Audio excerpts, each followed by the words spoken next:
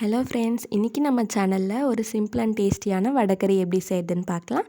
இதுக்கு நம்ம 1.5 மணி நேரம் ஊற வச்ச 200 கிராம் கடலைப்பருப்பை மிக்சியில் போட்டு நல்லா அரைச்சி எடுத்துக்கலாம்.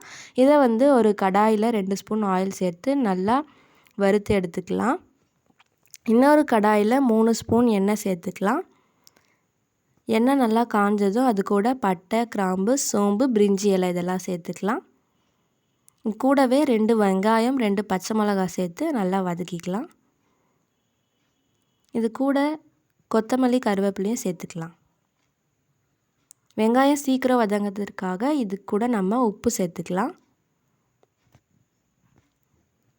வெங்காயம் நல்லா பச்சை வாசனை போகிற வரைக்கும் நல்லா வதக்கிக்கணும். இது கூட நம்ம மஞ்சத்தூள் சேர்த்துக்கலாம். 1 ஸ்பூன் மஞ்சத்தூள் சேர்த்துருக்கோம்.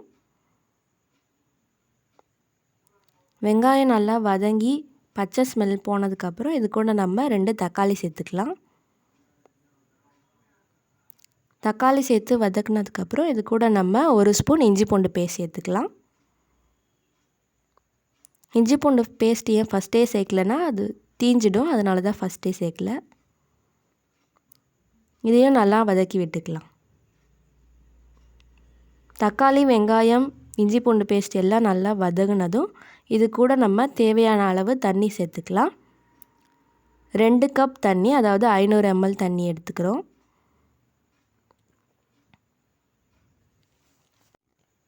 இன்னொரு பக்கம் நம்மளோட கடலைப்பருப்பு நல்லா வதந்து இந்த மாதிரி உதிரி உதிரியாக வந்துடுச்சு. இப்போ நம்ம இதை ஒரு பவுலுக்கு ட்ரான்ஸ்ஃபார்ம் பண்ணிக்கலாம்.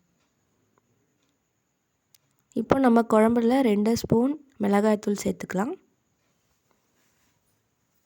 குழம்பு நல்லா கொதித்து வர வரைக்கும் நம்ம வெயிட் பண்ணலாம். குழம்பு நல்லா கொதித்து வந்துடுச்சு. இப்போ நம்ம இது கூட நம்ம வறுத்து வச்சுருக்க கடலைப்பருப்பை ஆட் பண்ணி நல்லா கொதிக்க விட்டுக்கலாம். நம்ம பருப்பு சேர்த்ததும் 15 மினிட்ஸ்க்கு லோ ஃப்ளேமில் குக் பண்ணி எடுத்துக்கலாம். நம்ம சேர்த்துருக்க பருப்பு வேகிற வரைக்கும் நம்ம அதை குக் பண்ணணும்.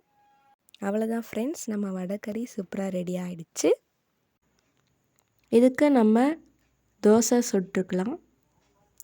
தோசைன்னு இல்லை, பூரி, இட்லி, தோசை எல்லாமே வடைக்கறிக்கு சூப்பராக இருக்கும். அவ்வளோதான் காய்ஸ், நம்ம வடைக்கறி ரெடி ஆகிடுச்சு. கண்டிப்பாக ட்ரை பண்ணி பாருங்கள்.